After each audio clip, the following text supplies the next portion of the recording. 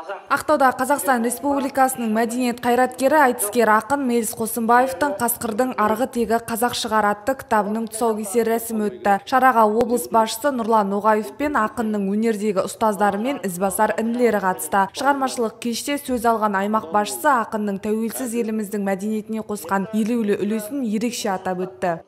Жиналыстың себебін Ғалекең жеріне жеткізіп айтты. Егер бұл жерде Ғалекең емес, қай-қайсыңызда отырғызса, ол да осы Мелис бауырымыздың жеткен бүгінгі күні алған атақ абыройы, жеткен шыңы, әлде алар биігі көп екенін тілге тиек етеді. Ол сөзсіз. Және сіздердің осы жерге келіп отырғандарының өзі бұл Мелистің шығармашылығын қабылдағандарыңыз және өздеріңізше қолдау көрсетіп отырғандарың. Ал бұндай азаматқа қолдау көрсету керек, кім болса да. Қай деңгейде, қай дәрежеде жүрсе де, рухани қолдау керек.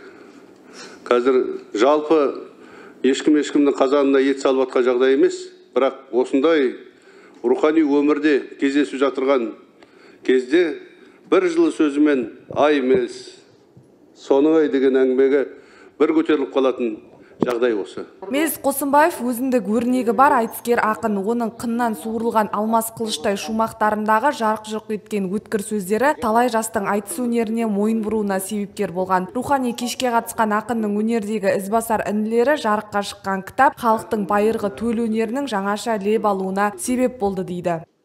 Маңғыстауға келуіме де осы кісінің шығармашылығына деген шынайы махаббатын. Бұл кісінің айтысын жақсы көргендіктен, өнерін, өлеңін жақсы көргендіктен, әйтпесе мына заманда бекерден-бекер жүре бермейсің ғой енді.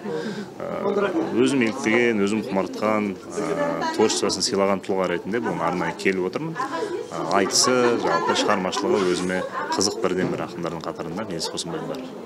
Ақынның «Қасқырдың арғы тегі қазақ шығар» кітабы қоғамның әлеуметтік, мәдени және тарихи сипатын өлеңмен өрнектеген туынды. Кітапта ел тәуелсіздігінің 30 жылдығына тарту толғауы басылған. Толғау көне түркі, алтын орда дәуірі, орда билеушілері мен олардың тағылымы, қазақ хандығы құрылуы жолындағы сан сапат, шым-шытырық оқиғалар мен көрнекті тұлғалар туралы жазылған. Сондай-ақ ақын осы күнге дейін жырланбаған, қалам тербелмеген тақырыптарды қозғаған. Мағыналы жырдың иесі алдағы уақытта да сезімге толы сырлы, тәлімге толы құнды жырларымен халқын қуанта бермек. Кітаптың аты «Қасқырдың арғы тегі қазақ шығар» деп аталды. Бұл тақырыпқа түрткі болған кітаптың ішіндегі мынандай бір шумақ өлең бар.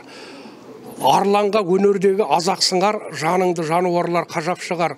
Қазақтың арғы тегі қасқыр дейді, қасқырдың арғы тегі қазақ шығар деген. Мен жаңағы оқырмандармен, жұртшылықпен кездесуде де айттым. Мен үшін император болсын, қаған болсын, корольдер болсын, әдебиеттің машайықтары болсын, өнердің әулиелері болсын, қазақ деген халықтан әулие емес. Себебі мен ұлтымны, отанымды ой байламай сүйетін перзентімін. Біздің тарихымыз көзімізге жетеді. Қадырмырза ағамыз айтқандай, өз тағдырын, Қадырмырза ағамыз айтқандай, өз тарихын өзіне бар халықтың дейді. Яғни тағдырында, тарихында халықтың өзіне беру керек. Және бұл жерде, бұл кітапта көбіне қарапайым адамдар жырланды. Ішінде алуан тағдырлар бар. Және мен жұрт жырлаған тақырыптарға онша маңайлай бермеймін. Күн түспеген жерлерді, күнгейден гөрі көлеңкелі тұстары, ақтаңдақ тұстарды айтқым келеді.